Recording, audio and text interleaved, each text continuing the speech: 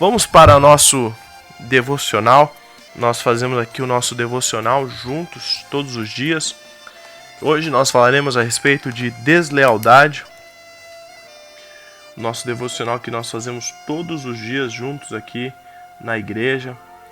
E o tema dele, como eu já disse, é deslealdade, mas o versículo-chave dele é Marcos 14:10. Diz assim: Então Judas Iscariotes, um dos 12, dirigiu-se aos chefes dos sacerdotes a fim de lhes entregar Jesus.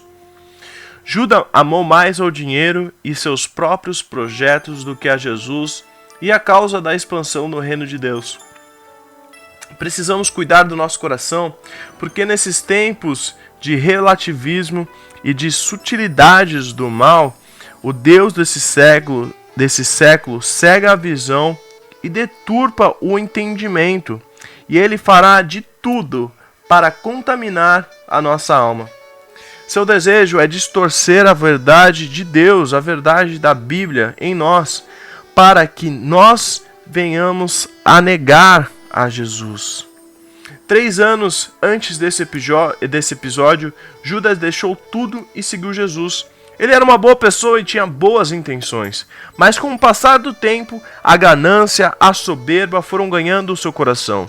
Ele foi vendendo a si mesmo aos poucos, até que finalmente colocou um valor para a sua deslealdade: 30 moedas de prata, um valor de um terreno em Jerusalém.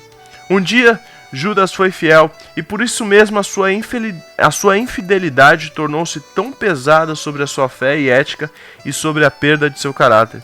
Por isso ele pegou o caminho que julgou ser mais fácil, o suicídio. Você tem negado a sua fidelidade? Como está o seu coração hoje? Como está a sua vida nesse dia? Viva de tal forma que não tenha nada do que fugir. Viva de tal forma que você não tenha nada que esconder dessas pessoas, envergonhar-se ou amargurar-se. Deixe que Jesus seja o Senhor do seu coração. Eu e você precisamos cuidar do nosso coração todos os dias. Eu e você precisamos cuidar do nosso coração. Amém, irmão? Que essa palavra, que essa mensagem seja uma verdade em toda a nossa vida. Amém? Que Deus nos abençoe muito, então. Hoje eu gostaria de falar sobre esse tema que o nosso país tem enfrentado, essa triste realidade que nós temos vivido no país, onde nós estamos há 9, 10 dias vivendo esse caos, onde as pessoas não conseguem abastecer os seus carros, e o mais grave, alimentos faltando, pessoas colocando preços abusivos nas mercadorias. Então nós estamos vivendo um momento de bastante caos, um momento bem triste, um momento de desespero. Então, que nós possamos, nós não estamos negando, nós não estamos defendendo em nenhum dos lados aqui. Eu acredito que os dois lados existem diversos extremos. Acredito que a greve durou tanto que esses dois extremos trouxeram grandes consequências no nosso país, consequências que nós vamos ter que caminhar com elas por alguns tempos. Eu já li notícias que só o combustível para normalizar, eu já ouvi falando de 7 a 10 dias. Nós estamos vendo aqui na nossa cidade, aqui em Santos, em frente à igreja, na terça-feira, onde teve o culto, o exército estava escoltando, muita briga, muita fila, pessoas desesperadas para abastecerem o seu carro. Então a gente vê que é um momento assim bastante único. Eu nunca me lembro de ter vivido uma situação assim, né? A gente já viu em outros países, a gente já leu em livros na história, e a gente fica muito triste de ter que passar por esses momentos, ter que passar por todos esses sofrimentos. A gente vê pessoas que necessitam de gasolina para ir para o hospital, pessoas que precisam de certas coisas para o hospital, mas no mesmo lado, pessoas que trabalham e não são valorizadas, pessoas... Então o nosso país está tudo errado, o nosso país ele precisa de oração. No programa de TV, eu até mencionei isso, o nosso quadro F5, onde a gente dá uma dica do dia. Eu disse, a dica do dia de hoje é para que nós possamos orar pelo nosso país, que eu e você possamos estar em oração pelo nosso país.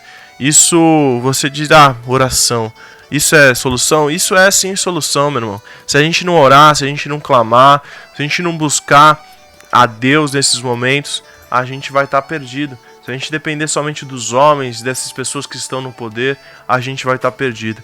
Então, a gente tá em oração pelo nosso país, em oração por todos os dois lados da moeda, para que o melhor seja feito no nosso país. Eu creio que há uma solução, eu creio que há uma saída. Eu não acho que o Brasil não tem jeito, mas nós precisamos estar juntos em oração. Não adianta nada a gente defender uma classe, defender um grupo de pessoas, e quando a gente está vivendo tudo isso, a gente fica brigando na rua. E esses dias eu vi uma frase que me chamou muita atenção, é muito verdade. O brasileiro, ele reclama de esperar 30 minutos num hospital, 1 hora no hospital, e já teve gente que eu ouvi que estava 5 horas numa fila de posto de gasolina para abastecer. E nesse posto não tinha nem previsão de quando chegaria a gasolina. Então, se a pessoa fica 30 minutos na fila no médico, o médico atrasou 30 minutos, a pessoa só falta bater no médico porque teve que esperar 30 minutos. Mas quando passa por esses momentos, a pessoa fica 5 horas tranquilamente num carro, esperando a gasolina que nem sabe se vai ter naquele dia. Nós temos aqui um posto em frente à nossa igreja e a gente tem visto constantemente isso. Na terça-feira que teve o exército, um carro na fila, eu vi porque o carro era vermelho e me marcou bastante aquele carro. O carro ficou desde a hora que acabou o nosso programa na terça-feira, umas 9h15, até a noite, quando finalmente chegou a gasolina. Então o rapaz perdeu mais de 12 horas dos seus dias ali esperando para que o seu tanque ficasse cheio.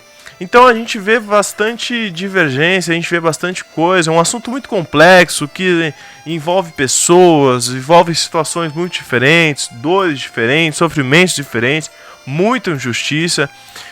Do ponto de vista legal, as pessoas têm o direito de se envolver em greves, eu aqui falando juridicamente agora, especialmente se as condições em que elas trabalham ou de salário são desfavoráveis, mas... eu pergunto, nós que somos cristãos, realmente é a melhor atitude essa? Então, o nosso maior exemplo deve ser Cristo, que numa época de profunda injustiça, nós podemos falar de todas as situações. Se teve uma pessoa que viveu uma profunda injustiça, foi Jesus. E Jesus não criou nenhum movimento de libertação social, uma revolução política, muito menos um grupo de ativistas. Por outro lado, criou um movimento baseado no amor, levando as pessoas a Deus e prometendo em troca suprir todas as suas necessidades. Quando lhe perguntaram, é lícito pagar tributo a César? Ele respondeu, dai, pois, a César o que é de César. Ele ensinou que um cristão deve cumprir suas obrigações legais até o ponto em que elas não entrem em choque com os princípios do céu. Caso contrário, deve deixar a justiça nas mãos de Deus. Os cristãos, eles nunca devem ser conhecidos pelas agitações, pelos atritos, críticas, espíritos negativos. Não, devem ser reconhecidos sim pela qualidade de tudo que fazem, pelo amor ao próximo, pela honestidade e fidelidade aos princípios bíblicos. Esses valores mantêm empregos, criam respeito dos chefes e promoções do ambiente de trabalho, além de salários justos. Precisamos lembrar que o testemunho é mais importante do que a reivindicação.